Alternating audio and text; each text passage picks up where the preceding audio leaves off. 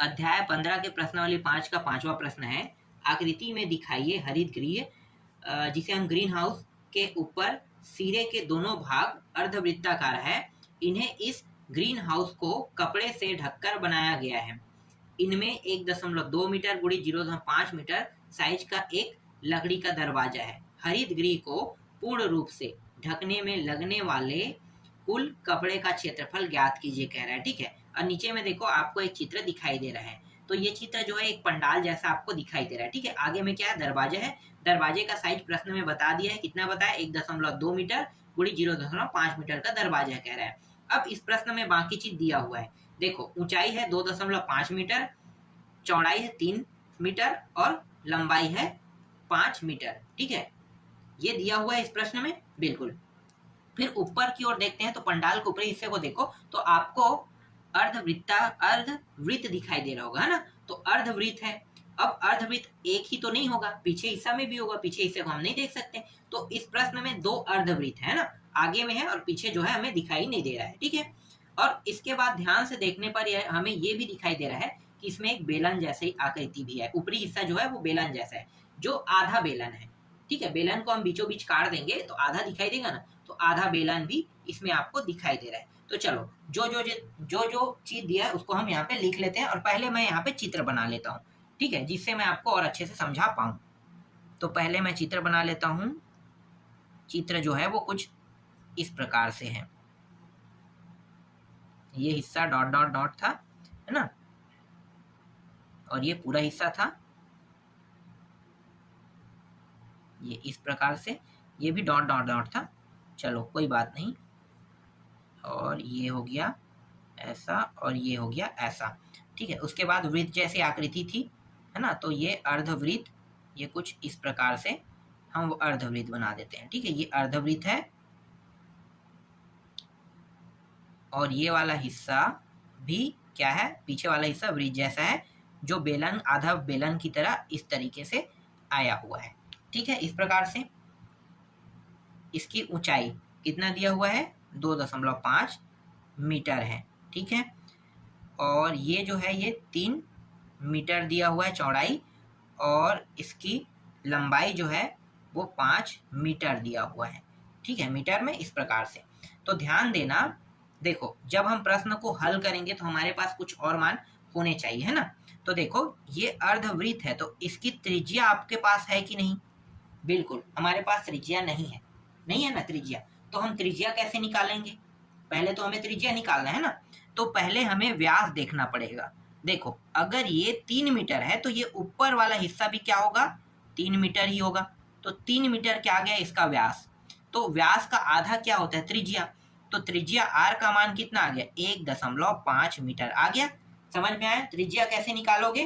देखो इसमें त्रिज्या नहीं दिया है प्रश्न में, जब मैं हल करूंगा तो मैं त्रिज्या डायरेक्ट ले दूंगा तो आपको लगे कि यह आया कहाँ से।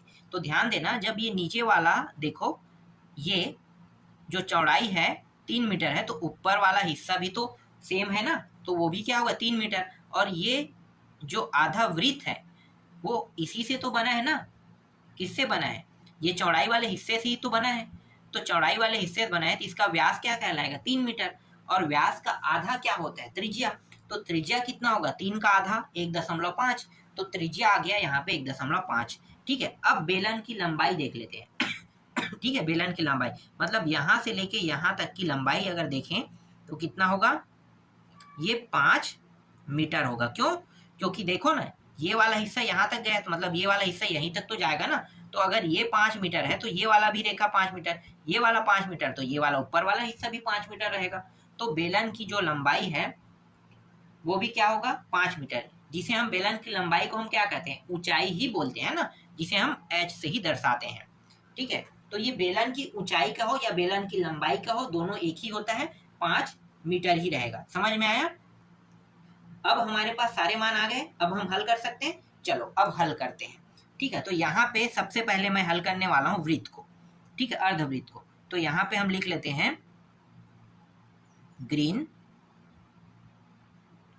हाउस के ऊपर 2 क्या है, अर्धवृत्ताकार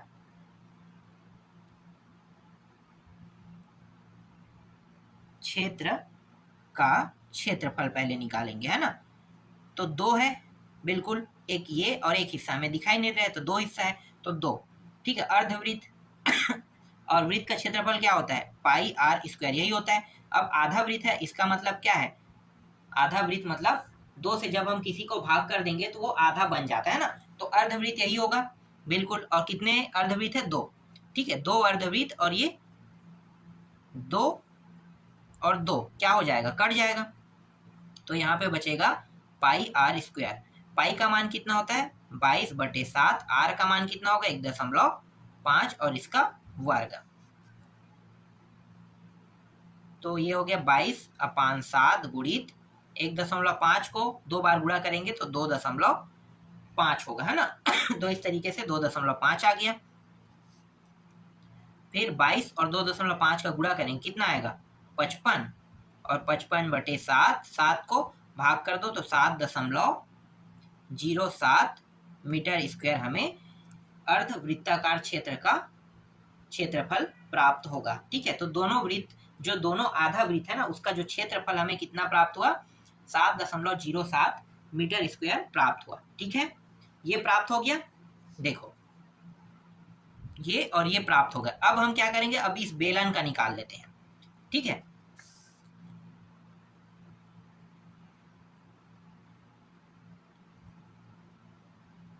अर्ध बेलन का क्षेत्रफल निकालते हैं।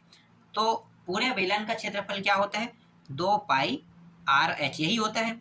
अगर हम आधा करें तो क्या होगा, आधा करें तो 2 से भाग कर देंगे, बिल्कुल, तो ये आधा हो जाएगा। तो देखो क्या बचा, पाई आर एच, है ना। तो अर्ध बेलन का क्षेत्रफल होगा पाई आर एच। पाई का मान कितना होता है, 22/7, आर का मान 1.5, और एच का मान क्या होगा, देखो मैंने क्या बताया था, लंबाई और ऊंचाई दोनों एक ही होता है, मैंने बोला था। तो कितना होगा, 5 मीटर, तो ये 5 आ गया। ठीक, और हमने यहाँ पे देखो व्यास से हमने त्रिज्या भी निकाल लिया था ना, तो कितना था, 1.5। समझ में आ रहा है, बिल्कुल। चलो आगे हल करो। इन सभी को अगर गुणा करेंगे और भाग करेंगे तो डायरेक्ट जो उत्तर आएगा वो मैं लिख देता हूँ। ठीक है, आप लोग कर लेना। ठीक है, 23.57 मीटर स्क्वायर इसमें प्राप्त होगा। ठीक है, अर्ध बेलन का भी प्राप्त हो गया, मतलब हमारे पास ये पूरा हिस्सा, ये देख सकते हो, यहाँ से यहाँ तक के पूरा हिस्से का हमने निकाल लिया। ठीक है, क्षेत्रफल। और ये क्षेत्रफल का मतलब क्या है, लगने वाला कपड़ा, मतलब जितना हिस्सा में कपड़ा भी लगेगा। ठीक है, बेलन और मतलब अर्ध बेलन और अर्धवृत्ताकार, इसका निकल गया है। अब हम निकालने वाले हैं इस वाले हिस्से का। ठीक है, ये जो दीवार दिखाई दे, और हाँ यहाँ पे एक चीज और है, दरवाजा भी तो है, दरवाजा को लास्ट में निकालेंगे। तो ये एक दीवार है, ये दूसरा है, इसके पीछे तीसरा है, और इसके पीछे और दीवार है, 4 दीवार। ठीक है, तो चौथा दीवार। तो चारों दीवारों का भी क्षेत्रफल निकाल लेते हैं, क्योंकि चारों दीवारों में भी कपड़ा लगेगा, है ना। तो यहाँ पे लिखो चारों दीवारों का क्षेत्रफल। चारों दीवारों का क्षेत्रफल निकालने का सूत्र मैं बता देता हूं। देखो इसका सूत्र क्या होता है, लंबाई प्लस चौड़ाई। पहले ऐसे करना है, लंबाई प्लस चौड़ाई। ठीक है, लंबाई चौड़ाई को जोड़ देना है। जोड़ने के बाद क्या करना है, आगे में 2 लगाना है। ठीक है, और पीछे में ऊंचाई के साथ गुणा कर देना है। ठीक है, या एच लिख सकते हो या ऊंचाई लिख सकते हो, ये इसका सूत्र होता है। ठीक है, तो 2, लंबाई का मान 3 है, नहीं लंबाई 5 दिया है ना, और चौड़ाई कितना था, 3 था। देख लो, ये चौड़ाई है, ये लंबाई है, और ऊंचाई कितना है, 2.5। ऊंचाई जो है ये है 2.5। तो ये हो जाएगा, देखो पहले हम इन दोनों को गुणा कर देते हैं। 2 और 2.5 गुणा होके 5 बन जाएगा, 5 3 8।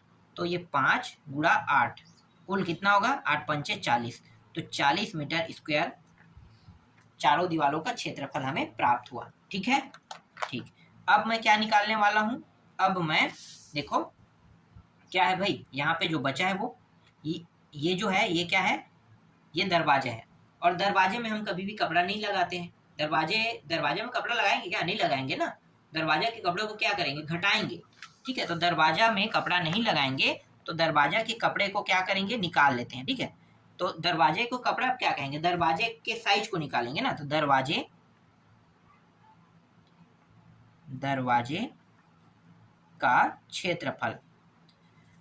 तो दरवाजे का क्षेत्रफल, तो इसको निकालते हैं लंबाई गुणी चौड़ाई से, है ना। लंबाई इसमें दिया है 1.5 और चौड़ाई दिया है 0.5 दिया हुआ है। दोनों को जब मैं गुणा करूंगा तो 0.60 आएगा, ठीक है, मीटर स्क्वायर। समझ में आ गया? ठीक। अब लगने वाले कपड़े को निकाल लेते हैं, कुल कपड़े का क्षेत्रफल निकालते हैं ना। देखो, कुल कपड़े का क्षेत्रफल, ठीक है। कुल कपड़े का क्षेत्रफल कैसे निकालेंगे? तो देखो, एक तो आधा वृत्त में लगा हुआ था, आधा वृत्त का मान कितना आया था? 7.07, है ना, इतना ही आया था। फिर बेलन भी था, आधा बेलन, है ना, तो उसका जो क्षेत्रफल आया था 23.57 आया था। फिर प्लस किसको करेंगे? चारों दीवालों का जो क्षेत्रफल है, इसका मान कितना आया था? 40 आया था। और ये दरवाजा का क्षेत्रफल, इसको जोड़ेंगे कि घटाएंगे? घटाएंगे। क्यों? क्योंकि दरवाजे पे कभी भी हम कपड़ा नहीं लगाते हैं ना। पंडाल बना रहे हैं तो घुसने के लिए जो दरवाजा है उसमें कपड़ा हम नहीं लगा रहे हैं, क्योंकि हमने स्पष्ट यहाँ पे कह दिया है कि लकड़ी का हमारे पास दरवाजा है। तो लकड़ी का दरवाजा है तो लगा हुआ है, तो हम इसमें कपड़ा नहीं लगाएंगे, तो उसको क्या करेंगे? घटा देंगे। तो इसका जो साइज है 0.60 है। घटाते हैं तो देखो, इन सभी को जोड़ेंगे तो ये हो जाएगा 70, ठीक है। और 70 और ये कितना हो जाएगा? 64, है ना। तो ये हो जाएगा 64, मतलब 70.64 हो जाएगा। और घटाएंगे किसको? 0.60 को। इन सभी को हमने जोड़ा तो ये मान हमें प्राप्त हुआ, और इसको अब घटा देते हैं। घटाएंगे तो ये हो जाएगा 70.04 मीटर स्क्वायर हमारे पास आएगा, है ना। तो ये जो 70.04 मीटर स्क्वायर जो हमें प्राप्त हो रहा है, ये क्या है? कुल कपड़े का क्षेत्रफल है, और यही इस प्रश्न का उत्तर है। इस तरीके से इस अध्याय का अंतिम प्रश्न और 5वां प्रश्न भी कंप्लीट हो गया। ठीक है, इसके बाद अगले अध्याय को देखेंगे।